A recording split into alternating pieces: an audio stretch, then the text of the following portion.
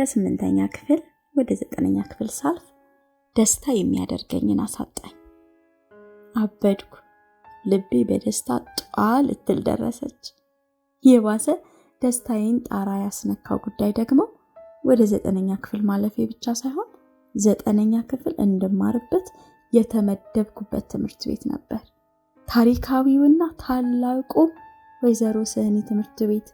እውነቱን ለመናገር ያን ዩኒቨርሲቲ መግባት ራሱ ወይዘሮ ስህኒ እንደመግባት አያኮራም ነበር። ሰማያዊ ዩኒፎርሙ፣ ምርጥ መምህራኖቹ፣ የቀለም ቢባል የሞያ፣ እንደውም ከዛ በፊት የራሱ የሆነ ትልቅ የሙዚቃ ትምህርት ክፍልና ኦርኬስትራ ቡድን ሁሉ ነበረው።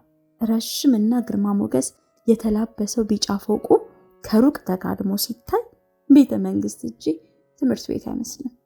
እንዲያውም ይህን ሁሉ ዓመት የተማርኩበት ትምህርት ቤት አሁን ከተመደብኩበት ጋር ሳወዳድረው አመዳም ሆነብኝ፣ ኮሰሰብኝ። የሆነ ክላሶቹን ሳያቸው የዶሮ ቤት መስለው ታዩኝ። ሞት ይርሳኝ። እንዴ በደስታ ሰክሬ ጓደኛዬን አብሮ አደጌን አላሚንን ረሳሁት። የት ሄደ? ፍለጋ ጀመርኩ። አላሚን ጓደኛዬ ነው፣ አብሮ አደጌ፣ ዝምተኛ ልጅ ነው። ድፍን ተማሪው በዝምታውና በጉብዝናው ነበር የሚያውቀው። ትምህርት ቤቱን አካልዬ ሳጣው በትምህርት ቤታችን የኋላ በር ወጥቼ ሁልጊዜ ወደምንቀመጥባት ትንሽ ጫካ ሄድኩ። ብቻውን ተክዞ ተቀምጧል። አቤት አቀማመጡ ሲያሳዝን!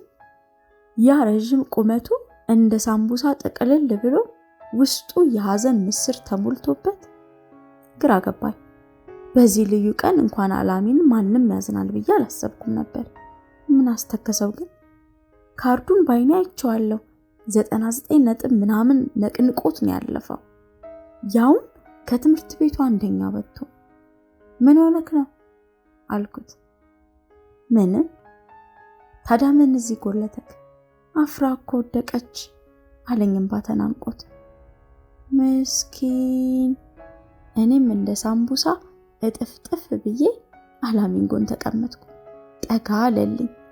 በቃ ሁለታችንም የሚኒስትሪ ካርዳችንን አንከርፍፈን በትካዜ ቁጭ አለን። ከሩቅ ለሚመለከተን ሰው ካርዱ ወደ 9ኛ ክፍል በጥሩ ውጤት ያለፍንበት መረጃ ሳይሆን ተከፍሎ የማያልቅ ዕዳ እንድንከፍል ከፍርድ ቤት የተሰጠን የትዕዛዝ ወረቀት ይመስል ነበር። ስናሳዝን። ደሴ እውቀት ጮራ ትምህርት ቤት ጀርባ ጦላ ተራራ ስር እኔና አላሚን በትካዜ ተቀምጠን ቀረ። እስካሁን እንደ አፍራ ትልልቅ አይኖችና እንደ ቲማቲም የቀላ ከንፈር ያላት ሴት አይቻላውቅም። ለነገሩ እኔ ትዝ የሚሉኝ አይኖቿና ከንፈሮቿ ናቸው እንጂ አፍራ ውብ የሚለው ቃል የማይገልጻት ጉድ ነበረች። ቁመቷ ምዝዝ ብሎ ይወጣ፣ ጸጉሯ በስፖርት ፔሬድ ጠቅልላ ካሰረችበት ስትፈታው መቀመጫዋ ላይ የሚደርስ፣ በዚያ ላይ ጥቁረቱ፣ በዚያ ላይ ብዛቱ። ጥቁር ፏፏቴ፣ ጥቁር አባይ ሲባል የአፍራ ጸጉር ነበር ይመስለኝ የነበረው። እጆቿ፣ እግሯ፣ ራ የአፍራ ቆንጅና በ100 ዓመት እንደሚከሰት አይነት ነገር ነው። ወሎ የቆንጆ ሀገር ሲባል አፍራ ትዝ ስትለኝና ሀቅ ነው እላለሁ። እንዲያውም ወሎ አፍራን ብቻ ይዞ ከድፍን ኢትዮጵያ ጋር በቁንጅና ቢወዳደር አጠገቡ የሚደርስ ያለ አይመስለኝም። ታዲያ ይህን ሁሉ ቁንጅና ይዛው 7ኛና 8ኛ ክፍል እኛ ክፍል ነው የተማረችው። ይህን ጉድ ችለን መማራችን ተአምር አይደል? በዛ አፍላ እድሜ ኤርታሌ ላይ ጥደው ነው እኮ ያስተማሩን። ዳኛቸው የሚባል ሌላ ክላስ የሚማር ጓደኛችን ታዲያ ልክ የእረፍት ሰዓት ደውል ሲደወል እንቅፋት እስኪደፋው እየሮጠ እኛ ክፍል ይመጣና አፍራህን እያየ እንዲህ ይለናል። አፍራ ያለችበት ክላስ አንድ ቀን ብማር አንጎሌ ይከፈት ነበር። ከ100 ነበር ማመጣው። መናፈሻ ውስጥ እኮ ነው የምትማሩት። ብርቅዬ ድንቅዬ ፍጥረት እየጎበኛችሁ ቱሪስት ናችሁ እኮ ቱሪስት። በኢትዮጵያ ብቻ፣ በደሴ ብቻ፣ በእውቀት ጮራ ትምህርት ቤት ብቻ፣ በ7ኛ ሲ ክፍል ብቻ የምትገኝ ብርቅዬ ፍጥረት እየጎበኛችሁ። እውነት አለው። አፍራ እነዚያን አይኖቿን አንዴ ስታሳርፈብን ልባችን ከቀቤ የተሰራች ይመስል ቅልጥ ደግሞ አይኖቿን ጨፍና የምትሰቀው ነገር አላት። አቤት ሲያምርባት! አፍራ ይላል ሳር ቅጠሉ። ታዲያ እሷ ጋር ለማውራት ለመቀራረብ የማይጠር ማን ነው? አፍራ ወይንሸትና ሰዓዳ አንድ ወንበር ላይ ነበር የሚቀመጡት። እውነቱን ለመናገር አፍራን አይቼ ዳርና ዳር የተቀመጡትን ወይንሸትና ሰዓዳን ስመለከት ሰው አይመስሉኝም። ይቅር ይበለኝ። አፍራን ዙሪያዋን ለመጠበቅ የተገነቡ ግንቦች መስለው ነው የሚታዩኝ። ለነገሩ ሁላችንም የክላሱ ልጆች የሆንን ዙሪያዋ የበቀልን አረም ነገሮች ነበር የምንመስለው። አፍራ የምትባል ጉድ እንዳታሳጣን መሃላችን ጥሎብን ምን እናድርግ? 7ኛ ሲክፍል ማን አለ ቢባል አፍራ ብቻ። ሂሳብ አስተማሪያችን ራሳቸው 7 ጥያቄ ከጠየቁ 5ቱ ለአፍራ ነው። በእርግጥ አፍራ 5ቱንም አትመልስም፣ ግን ፈገግ ይሉላታል። ግን እኮ እኛ አበሾች ብዙዎቻችን እናስመስላለን እንጂ ሴት አናከብርም። የምናከብረው ቆንጆ ሴትን። ምስኪን ጓደኛዬ አላሚን ታዲያ ከዚች ተአምረኛ ልጅ ፍቅር ያዘው፣ ያውም የማያፈናፍን ትንፋሽ የማይሰጥ ፍቅር። አላሚን አባቱ ሞተዋል፣ እናቱም አቅመ ደካማ ነበሩ። ማማ ከድጃ ለጀነት ይበላቸው ዛሬ በህይወት የሉ። ከትምህርት ቤት መልስ በሶላት ሰዓት መስጊድ ሊሰግዱ የሚገቡ ሰዎችን ጫማ በመጠበቅና በመጥረግ ነበር ራሱንም እናቱንም የሚያስተዳድረው። አፍራን እንዳፈቀራት የነገረኝ በሐሳብ መንምኖ ሳር ካከለ በኋላ ነው። ሲጀመር አላሚን ዝምተኛ ልጅ ነው፣ አይናገር አይጋገር። አንድ ቀን ታዲያኛ ቤት ሄደን ሳለ እናቴ በጣም ነው አላሚንን የምትወደው። አላሚን አለችው። ስትጠራው እንደዚህ ነው። አቤት አለ። ትምህርት ከበደ እንዴ አለችው በሐዘን እያየችው። አይ ታዲያ ምን ነው ጭው አልክ? እስኪ አብቹ ጋር ይችን ብላ እንጀራ እየጋገረች ስለነበር ትኩስ እንጀራ ላይ በርበሬ ነስንሳ ቅቤ ለቅልቃ ሰጠች። እኔ ላጥ ሳደርገው አላሚን የእንጀራውን አይኖች የሚቆጥር እስኪመስለኝ እንጀራውን በትኩረት እያየ በሐሳብ ጭልጥ አለ። አላሚንን በትኩረት ያየሁት ከዚህ ቀን በኋላ ነበር። እውነትም ጭንቅላቱ ብቻ ቀርቶ ነበር። አንተ ምን ሆነ ነው? ወስፌ መሰልክ እኮ አልኩት። እውነቴን ነው፣ ገርሞኝ ነበር። ሰው ሲከሳ አናቱ እንዲቋጥኝ ያክላል እንዴ? በስመ አብ። አብቹ ለማንም አትናገርም? የሆነ ሚስጥር ልንገርህ። አልናገርም። ማርያምን በል። ማርያምን ሂድ ወደዛ። እኔ ሚስጥራችንን ለሰው ተናግሬ ያውቃለሁ? ተቆጣው። እሱማ አታውቅም። ይህ ግን ሚስጥር አይደለም። እና ምንድነው? ሚስጥር ነው አለኝ እየፈራ። መስኪን። ምን መሰለ? አፍራህን እያት ይለኛል። ማታ ማታ ስም ብላ ትዝ ትለኛለች። አርብ ሲመጣ በጣም ነው የሚጨንቀኝ። ቅዳሜ ሰፈሯ ሄዳለሁ ግን አላያትም። ቅዳሜና እሑድ ግን የት ነው የምትቀመጠው? የሆነ ሌላ ዓለም ላይ የምትኖር ነው የሚመስለኝ። ሰፈሯን ማየት ደስ ይለኛል። ቅዳሜ ከናፍራ ቤት ፊት ለፊት ያለው ከረምቡላ የሚጫወቱበት ቤት ገብቼ ቆምና ከሩቅ ቤታቸውን አየዋለሁ። አንዳንዴ አባቷ ቀስ እያሉ እየተራመዱ በር ላይ ይንጎራደዳሉ። አባቷን ሳያቸው ዘመዴ ይመስሉኛል። አፍራ ግን ትናፍቀኛለች። እስከ ማታ እዛው ቆሜ እጠብቃታለሁ። ሌላ ቤት አላቸው መሰለኝ፣ አትወጣም። ቁርስም ምሳም አልበላም፣ እዛው ውላለሁ። እሑድ ከረምቡላ ቤቱ ስለሚዘጋ የምቆምበት ግራ ይገባኛል። ድንገት ብትወጣና ብታይኝስ ብዬ ፈራለሁ። በቃ ዝም ብዬ በመንገዱ መላለሳለሁ፣ ግን አላያትም። ትናፍቀኛለች። ሲናገር ድምፁ በፍርሃትና ጭንቀት ይርገበገባል። ፍቅር ይዞ እንዳይሆን። ፍቅር አይደለም ባክ። እና ምንድነው? እኔ እንጃ፣ ፍቅር ነው መሰለኝ። ከዛ ቀን ጀምሮ ወሬ ሁሉ አፍራው ነች። አብቹ ቅድም ማትስ ስንማር አፍራ ያንን ከባድ ጥያቄ ስትመልሰው አልገረመህም ይለኛል። አልመለሰችውም እኮ ተሳስታለች። ባክ ቲቸር ራሳቸው ናቸው የተሳሳቱት ይለኛል ኮስተር ብሎ። አፍራህን የማትስ ሊቅ፣ አፍራ የውበት ጥግ። የውበቱ እንኳን እውነት ነው። አፍራ ስታድግ ሳይንቲስት እንደምትሆን ሁሉ አላሚን ይተነብይልኛል። ወይኔ ፍቅር! በተደጋጋሚ ስለ አፍራ ከመስማቴ ብዛት አፍራን እኔም ላፈቅራት ምንም አልቀረኝም። እውነቱን ለመናገር የዛን ጊዜ ክላስ ውስጥ ከነበርነው 30 ምናምን ወንዶች 10 ምናምኑ በአፍራ ፍቅር የተለከፈ ነበር፣ ሂሳብ አስተማሪያችን ጭምር። መቼም ሂሳብ አስተማሪያችን እያካፈሉም እየደመሩም እየቀነሱም እያባዙም ሳያስቧት አይቀሩም። አንዳንዴ ቡዝዝ ብለው መላጣቸው ላይ ላብ ፊጭ ፊጭ እያለ ሲመለከቷት ያሳዝኑኝ ነበር። ወይኔ ምነው ያችን አመዳም አግብቼ 5 ልጅ ባልወለድኩ ኖሮ እያሉ በሚስታቸው የሚቆጩ ነው የሚመስለኝ። እኔና አላሚን ወደ ቤት ስንሄድ አፍራህና ጓደኞቿን ከሩቅ በቀስታ ተከትለን ነው። አንድ ቀን ታዲያ አፍራ ማስቲካ ገዝታ፣ ባናና ማስቲካ ልጣጩን ጥላ ወደ ጓደኞቿ ተቀላቀለች። እኛ የማስቲካውን ልጣጭ የጣለችበት ቦታ ስንደርስ አላሚን ተስገብግቦ ቢጫውን የማስቲካ መሸፈኛ ወረቀት አነሳው። የሆነ ከባድ ቅርስ ወድቆ ያገኘ ነበር የሚመስለው። ለራሴ ማመን እስከሚያቀተኝ ለ2 ዓመት አካባቢ የማስቲካውን ልጣጭ በታላቅ ክብር አስቀምጦት ነበር። ለእርሱ ብቻ በሚታይ ስውር ቀለም የአፍራ ምስል የታተመበት እስኪመስለኝ። አላሚን እንዲሁ ሲሰቃይ ክረምት ገባ። አፍራህን ለ2 ወራት መለየት ለአላሚን የቆምት ነበር። ሱስ ሆናበታለች። አፍራህ ዓለምን ሁሉ አጨላልማ በነፍሱ ሰማይ ብቻዋን የደመቀች ኮከብ ነበረች። ቢሆንም እንደለመደው በዝናብ ሳይቀር ከረምቡላ ቤት እየሄደ እዛው ቆሞ አፍራህን ስትወጣ ለማየት ይጣጣር ነበር። ለ15 ቀናት ጠብቆ አላያትም። ሊያብድ ሆነ። ታዲያ በመሃሉ በጣም የምንወዳቸው ሼህ ሐሰን የሚባሉ ሰውዬ መንገድ ላይ ያገኙ። የአልአሚን ቁርአን አስቀሪ ናቸው። አብቹ ደህና ዋልክ? ደህና ዋሉ ሼሃችን። አልሐምዱሊላህ፣ ናስኪ ወዲህ የማወጋህ ጉዳይ አለኝ አሉና ከመንገዱ ወደ ዳር ወስደው እንዲህ አሉኝ። ጓደኛ አልአሚን ምን ነክቶት ነው ልጄ? ከቀልቦም አይደል? ቁርአን ቤት መምጣት ካቆመ ስንት ጊዜው? ተበላሽቷል ይሄ ልጅ።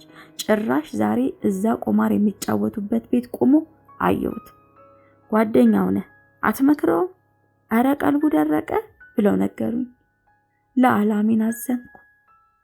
ማን ያውቃል የልጁን ጉዳት። የዋልንበት ቦታ ሁሉ ያለን እየመሰላቸው ስንቶች በዋልንበት ፈረጁን። አላሚን አንድ ቀን እየተጣደፈ ቤት መጣ። ከመቸኮሉ ብዛት ድመታችንን በሩ ስር እንደተኛች ጅራቷን ረግጦ ከአቅሟ በላይ አስጮሃት። አቦቹ አይገርምም? የና አፍራ ቤት ለካ በሩ እኔ በምቆምበት በኩል አይደለም፣ ከኋላ በኩል በዘይት ቤቱ ጋር ነው። በዛ በኩል ነው የምትወጣው። ተሸውጄ አለኝ። ሲያወራ በደስታ ፊቱ በርቶ ነበር። ዛሬ በአጋጣሚ በታች በኩል ሲሄድ ከእናቷ ጋር ሆና ፊት ለፊት እንደዚህና እንደዛ በቃ ተያየን። ወላሂ አቦቹ ግጥምጥም ምን ያለው አስቡላሂ ልሮጥ ነበር አለና ፍርፍር ብሎ ሳቀ። ድንገት ተነስቶ ቆመና ደግሞ እስኪየኝ እንዲሆኝ እኮ ነው ያየችኝ፣ እደብራለሁ እንዴ አለኝ። 2 እጆቹን ግራና ቀኝ እንደ ክንፍ ዘርግቶ አንዴ እኔን አንዴ ራሱን ቁልቁል እየተመለከተ አሳዘነኝ። የአፍራህን ቅንጡ አለባበስና የአላሚንን የተንሻፈፈ ሸራ ጫማ፣ ያረጀችና የወየበች ቪግር ቅርጽ ቲሸርት በውስጤ ያሰብኩ። ኧረ አይደብርም አልኩት። እንደ ሕፃን እየተፍነከነከ መጥቶ አጠገቤ ኩርምት ብሎ ተቀመጠ። አይገርምም? ከእናቷ ጋር ሆና በቃ እንደዚህና እንደዛ ፊት ለፊት እንዴት አምሮባታል አብቹ ብታያት። ወላሂ ያች የምታውቃት አፍራ አይደለችም። በቃ እንደዚህና እንደዛ እኮ ነው። እጆቹ ይንቀጠቀጣሉ። አይኖቹ የደስታ፣ የሐዘን፣ የሐፍረት፣ የምኞት ብርሃን ይረጫሉ። ፊቱ ላይ ደስታ እንዳረበበበት ልሸኘው ወጣ። ልንለያይ ስንል አብቹ 2 ብር አለ እንዴ አለኝ እየፈራ። አላሚን እንኳን ደፍሮ ብር መጠየቅ ያዋሰውን ደብተሩን እንኳን መልሱልኝ ለማለት የሚፈራ ልጅ ነበር። ብር ስላልያዝኩ ወደ ቤት ተመልሰን ከእናቴ ተቀብዬ ሰጠሁት። ደስ ብሎት ሄደ። ቆይቼ ስሰማ በአዲሱ የናፍራ በር በኩል አንድ ሻይ ቤት አለች። ሻይ 50 ሳንቲም ነው። በሰጠሁት ብር ሻይ ያዘዘ ቁጭ ብሎ አፍራህን ሲጠብቅ ነበር። 4ቱንም ቀን ግን አላያት። እናም ከረምቡላ ቤት አካባቢ ያገኘውን የናፍራን ሰፈር ልጅ ጠይቆ አፍራ አዲስ አበባ ለእረፍት እንደሄደች ትምህርት ሲያልቅ እንደምትመጣ ረዳው። ቅስሙ ተሰበረ። ቢሆንም እና አፍራ ሰፈር መሄድ አላቆመም። በየቀኑ ያንን ሰፈር ሳይረግጥ አይውልም። ሽርፍ ተራ ትርምሱ፣ ግርግሩ፣ ጫት ተራው፣ መኪናው፣ የደሴ አንደኛ ቀውጢ ሰፈር፣ ይሁሉ ግርግር ግን ከአፍራ አይበልጥም። አፍራ ብቻዋን የአንድ ትምህርት ቤት ወንዶች ነፍስ የተደረደረባት ገበያ አይደለች እንዴ? እሷ ከሌለች ለምን ትሄዳለህ እለዋለሁ። እኔ እንጃ ነው መልሱ። ያሳዝነኛል። አንድ ቀን ደግሞ ቤት መጣና አብቹ ስራ ልጀምር ነው አለኝ በደስታ ፍንክንክ ብሎ። የምን ስራ አልኩት። አይሱዙ መኪና ላይ ረዳትነት። ትቀልዳለህ? ወላሂ እውነቴን ነው። ከአዲስ አበባ ደሴ የሚመላለስ አይሱዙ ላይ ስራ ልጀምር ነው። እናቴንም ነግሬያት አሳምኛታለሁ። መኪናው ቅዳሜ ወደ አዲስ አበባ ይወጣል። አብሮ ሄዳለሁ። ብታይ ቀላል እኮ ነው ስራው። ፊቱ ላይ ተስፋ ይንቀለቀላል። በቀጫጭን እጆቹ ሸራ ሲጎትት የጎማ ብሎን ሲያጠብቅ አሰብኩት። አልአሚን ትንታጉ ተማሪ። ይህ ፍቅር የሚሉት ነገር ግን ምን አይነት ልክፍት ነው በእግዚአብሔር። አልአሚን ገና በመጀመሪያ ጉዞ ከመኪና ላይ ሲወርድ ወድቆ ግንባሩ ተፈንክቶና ክንዱ ተላልጦ መጣ። ሰው ሁሉ እንኳን አላህ ተረፈ እያላዘነለት። እንዲህ ካልተላላጡና ካልተፈነከቱ የልብን ስብራት የመንፈስ መድቀቅ አይቶ የሚያስታምም የለም መቼም። እንዲህ አለኝ አሮጌ ፍራሹ ላይ እንደተኛ። አንተ አፍራ ያን ሁሉ መንገድ አልፋ ነው አዲስ አበባ ሄደችው? እነዛን ተራራዎች አይታቸዋለች? ያንን ገደል አያየች ፈርታለች? ደብረ ሲና ምሳ በልታለች? ቆሎም ገዝታ ሊሆን ይችላል። እዛ ጨለማ ዋሻው ስትገባ በፍርሃት ተንቀጥቅጣም ይሆናል እኮ። ኡፍ አንጀቴን በላው። ከላይ እንደ ዕቃ ተጭኖ አፍራ ባለፈችበት መንገድ በማለፉ ምናባዊ ዳናውን ተከትሎ ሲነጉድ ታየኝ።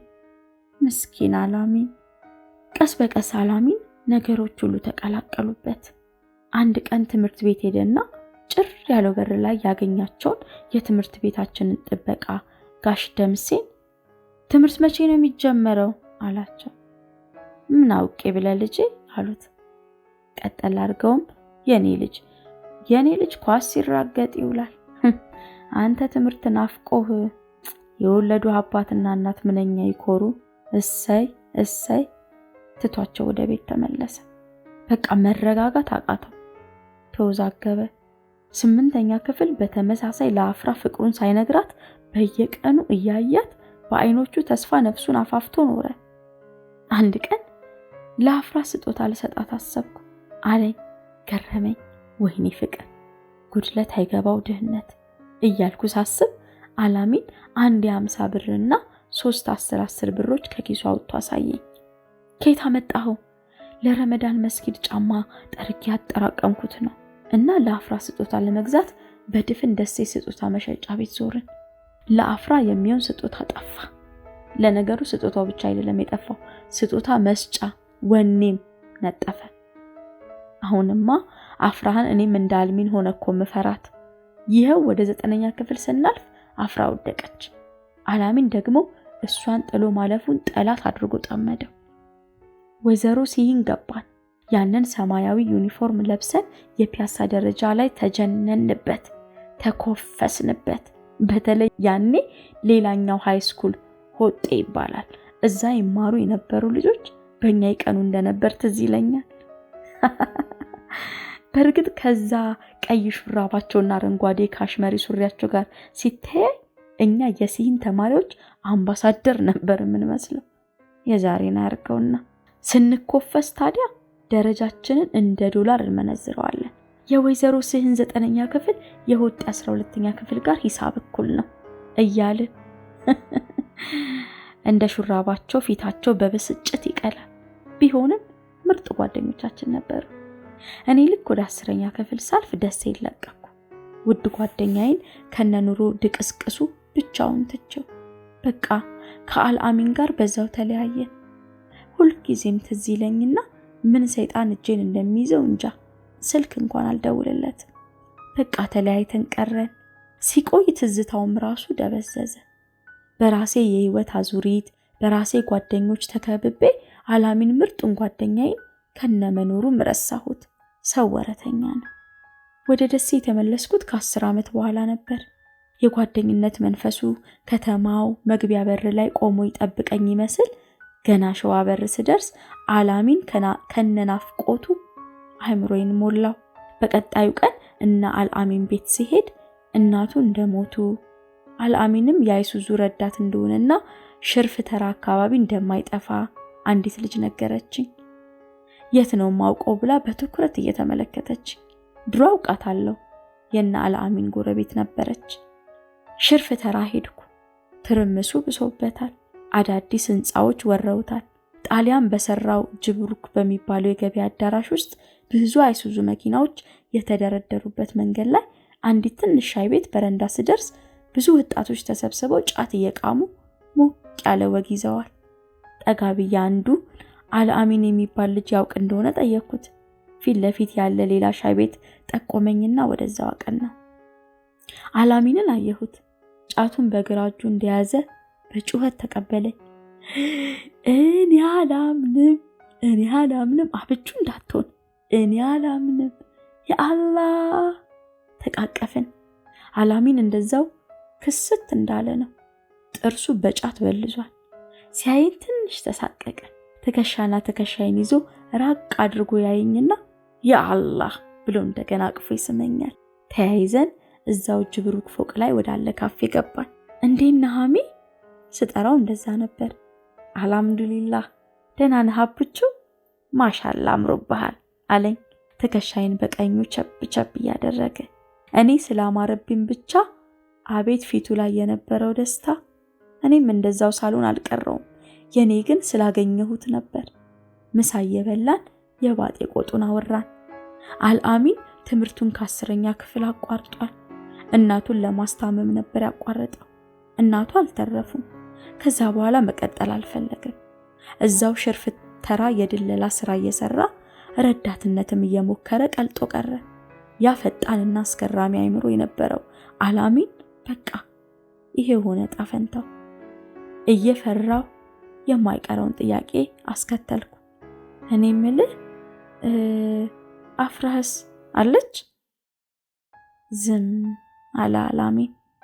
እናም ቅሬታ የተቀላቀለ ፈገግታውን እያሳየኝ አልሐምዱሊላህ 2 ቆንጆ ልጆች ወልዳለች፣ እንዴት ያማምራሉ መሰለ አለኝ። ግራ ገባኝ። ግራ መጋባቴን አይቶ ካለንበት ፎቅ ላይ አሻግሮ ጫፉ የሚታይ ፎቅ በእጁ በያዛት የጫት እንጨት እየጠቆመኝ የነሱ ነው። አንድ ሀብታም አግብታ ይህን ፎቅ ሰርተው እየኖሩ ነው። ከስር ያለው ትልቁ ሱቅ የሷ ነው። ሁልጊዜ አያታለሁ። ወላሂ አምሮባታል አለኝ። ከነ ቅሬታ ፈገግታው አቀረቀረ። ከረጅም ዝምታ በኋላ የምግብ ጠረጴዛው ላስቲክ ላይ እንባው ጠብ ሲል አየሁት። አቅፌ ወደ ራሴ ያስጠጋሁት። ከልብ ያዝኜ ነበር። እናም በእቅፌ ያለ ድምጹን ቀንሶ እንዲህ አለ፣ አልሐምዱሊላህ አፍራህ ደህና ናት፣ አያታለሁ ዛሬ። ዙበይዳ በአሌክስ አብርሃም የካቲት 2008 ዓ.ም። አልሐምዱሊላህ ደህና ናት።